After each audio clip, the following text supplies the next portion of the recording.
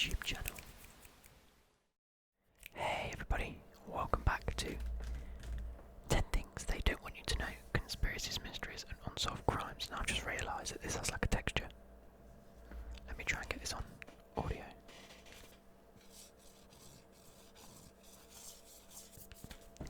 Yeah, I've got no nails, so it's not going to work too well, but this is by Daniel Smith, and why is there...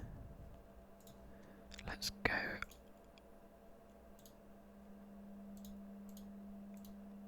back to colour correction. Oh, look at the weight, it's got some weird, like...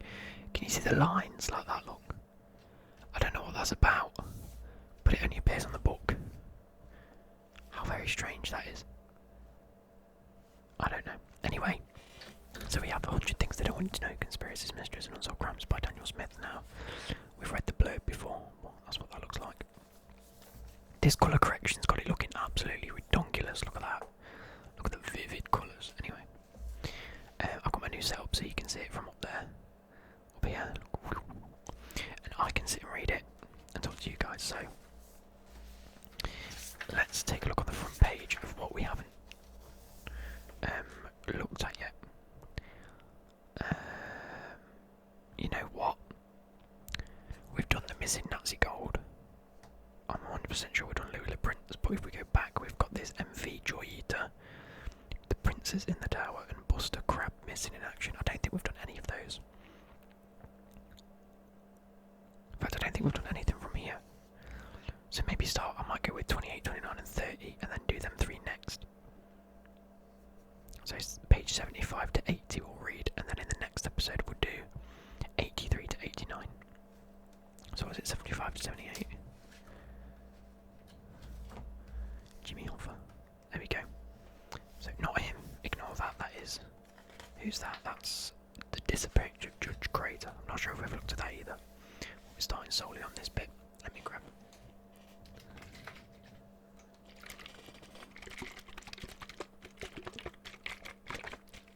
this. I've got my watch on today, look. Oh, you can see the reflections-ish. But it's a saucy looking watch, and I've got my drink. Let me have a little bit of this. Don't flick the page. There we go.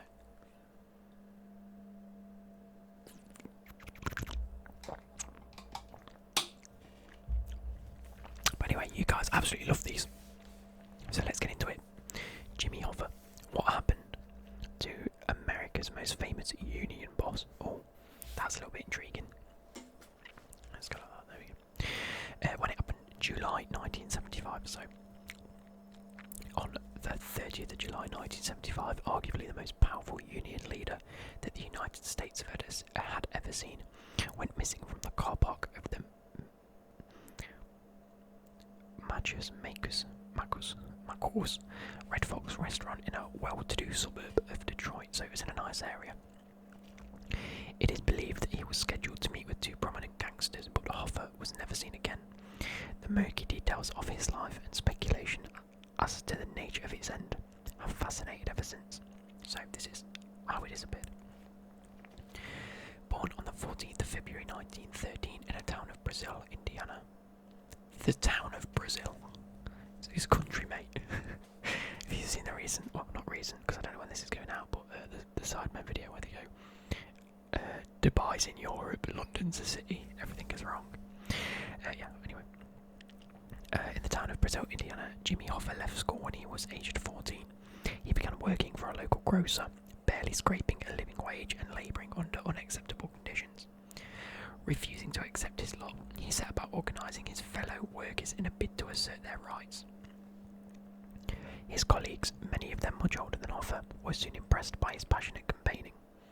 By the time he was in his mid-20s, Hoffa had become one of the leading figures in the International Brotherhood of Teamsters. Oh, Teamsters! IBT, a union representing truck drivers and warehouse labourers. In 1958, after 6 years as IBT Vice President. Why is he Vice President? I thought he was one of eight. I thought he was boss. He became its president, serving in the post for 13 years and overseeing a membership boom that left him responsible for 1.5 million workers. To many, he was a hero fighting hard to improve the working lives of his union members and standing up for the civil rights movement. However, there was also a dark side to his career. From the outset, much of the trucking business in the US was under the control of organised crime. In order to ensure his own position and to fight on behalf of his IBT members, Hoffa metaphorically got in bed with some very unpleasant characters.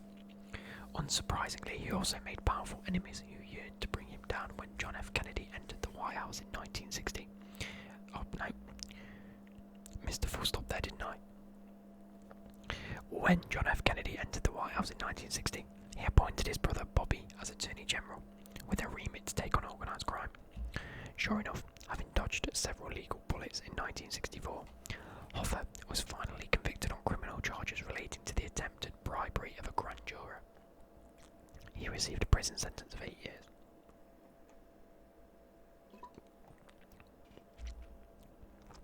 A few months later came another conviction, this time for misuse of the Union Pension Fund, which had been raided to provide loans to underworld figures. A 5-year sentence was added to the 8-year stretch he was already serving.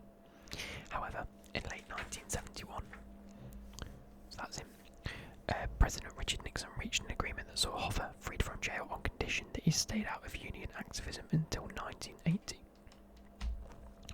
But it was not only the White House that wanted to curb Hoffa's activities. There were many within the union movement itself who felt he had had his day. Nonetheless, he remained a significant public figure until one July lunchtime in 1975. He was last seen at the Makers Red Fox restaurant. It is alleged that he had told associates he was to meet two reported mobsters there, Anthony Giacalone, and Anthony Provenzano. Provenzano. This whispering hurts your voice, by the way. However, denied that any such meeting either took place or was scheduled. Hoffa's car, a 1974 Pontiac Grandville, was discovered unlocked in the restaurant car park, but there was no clues as to the nature of Hoffa's fate. The rumour mill went into overdrive. Was this settling an old score? Did organised criminals see Hoffa's desire to make a political comeback as a threat to their own unionised revenue streams? Some have even suggested that Hoffa faked his own disappearance so that he could dance off into the sunset to enjoy his ill-gotten gains. Most, however, believe that Hoffa was almost certainly killed at the behest of one or other underworld figure. That should be figures.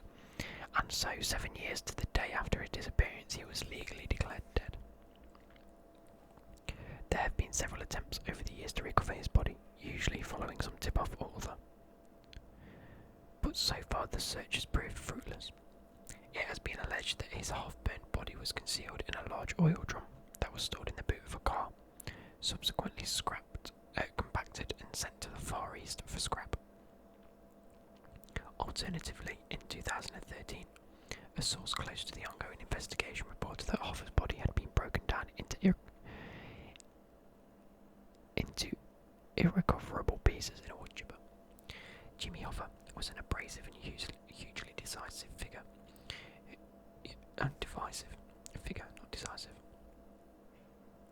Mate, my throat's hurting, boys. Genuinely.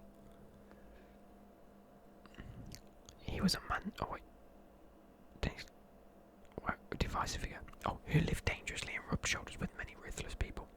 He was a man too, who was in possession of explosive secrets. What was he? Perhaps it is a little surprise that he came to a nasty end, but knowing exactly who it was that did for him and why. Honestly, I'm struggling with the grammar of this. But knowing exactly who it was that did for him and why, are questions whose answers remain as elusive now as they were on the day he went missing. So. Jeez. This is him, I assume, in all of his glory. Trim. Becky's haircut, I used to call that, don't we? He looks a bit like he could be related to the likes of like Sam Allardyce or who else? He just looks like a greasy geezer, doesn't he? Del Boy. Anyway, final journey on 30th of July 1975. He drove this 1974 Pontiac to an apparent appointment with a couple of underground figures at a restaurant in Detroit. The vehicle was later found abandoned. Really nice car, actually, quite like. Look at that. Look at it. And then it's in Bloomfield. Office, blah blah blah blah, located there in Bloomfield.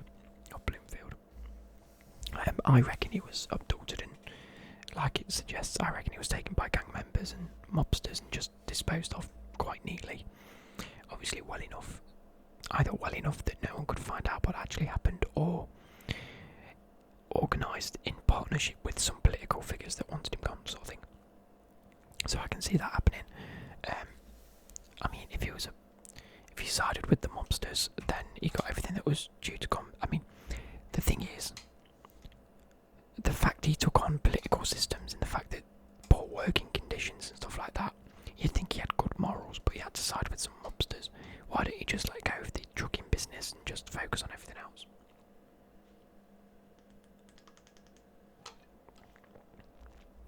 Anyway, yeah, I think ultimately he got what he deserved. I mean, to be fair, he was a good man. It was one of those things where he worked out of good intent at the start, and then later on, things caught up with him. He went to prison, he got involved in bad stuff, and met his end. We're going to do one more here. We'll do 2 of these, then we'll do the next 2, and then the next 2, so you'll have 3 episodes in total. This one, a one next week, and the one the week after. I've got a bit of a schedule going on here. We've got the match attacks coming, we've got conspiracies, and we've got rating subscribers teams. That's pretty sick.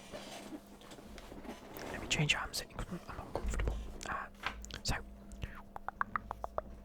the Valentich incident was a young pilot downed by a UFO over the Bass Strait in Australia. When it happened, 1978. Right, immediately foot right off.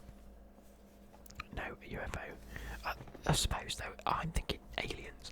UFO just means unidentified flying object. So I assume, yes, he did. If he got hit by something, then yes, it will be a UFO. Frederick Valentich, a 20-year-old would-be hotshot pilot.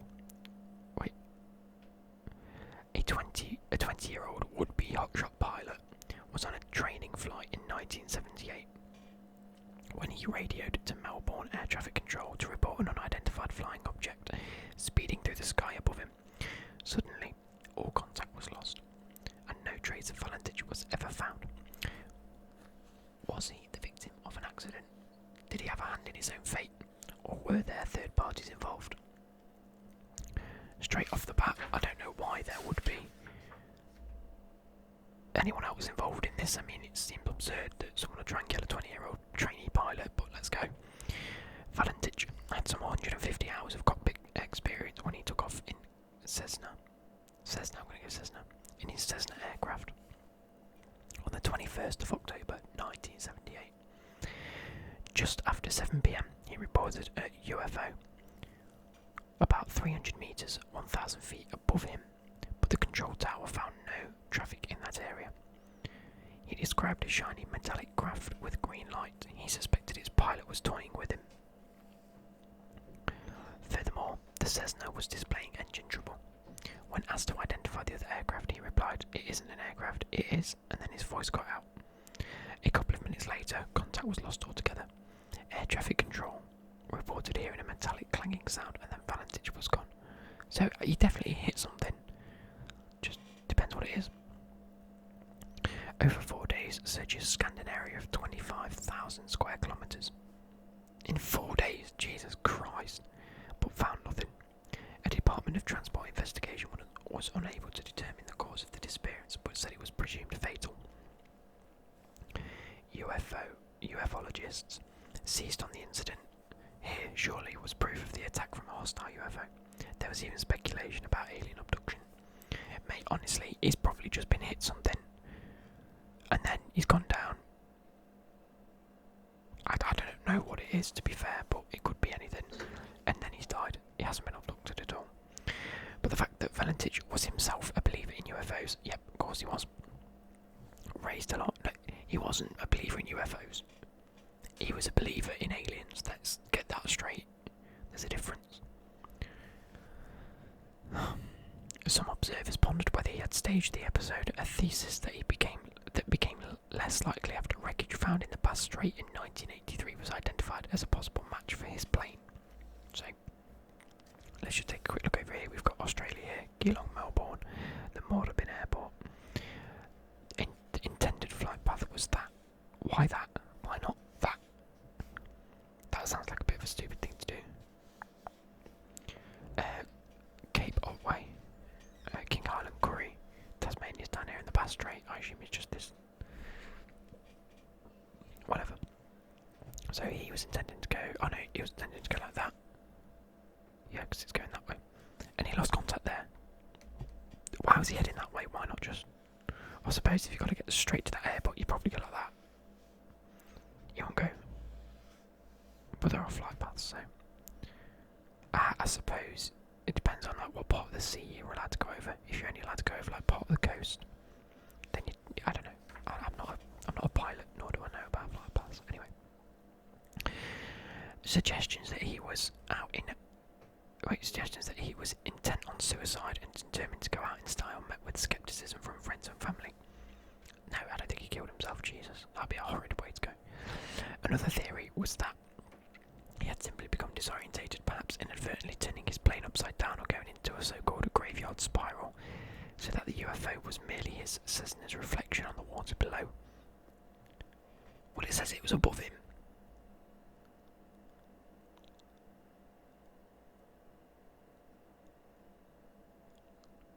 Look, he said that he reported an unidentified object above him, not below him. So why would it be the reflection from... I don't know. Reflection of the water below, or his misinterpretation of natural light from celestial bodies. Yep, that's what it was. The Department of Transport's original report only came to light years after. Investigators have been told it was lost.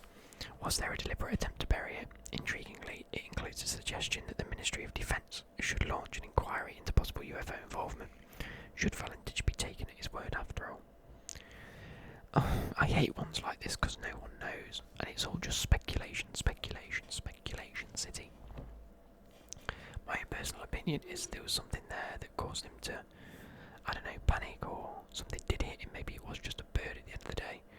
It could have been absolutely anything, and it just caused him to lose control and went down. Like I said, he wasn't a proper pilot, he was a trainee pilot. There's nothing in here that suggests that he was, like it says, hotshot pilot. Doesn't mean he's going to be the best pilot. Hotshot to me sounds like he's going to be one of the world's best, or he had like special skills. But he had 150 hours, and it is in 1978. You've got to remember, he was still a trainee pilot. He probably just lost control, didn't know how to handle the situation, and it like, inevitably wound up dying. That's going to end it for today's episode. Come back next week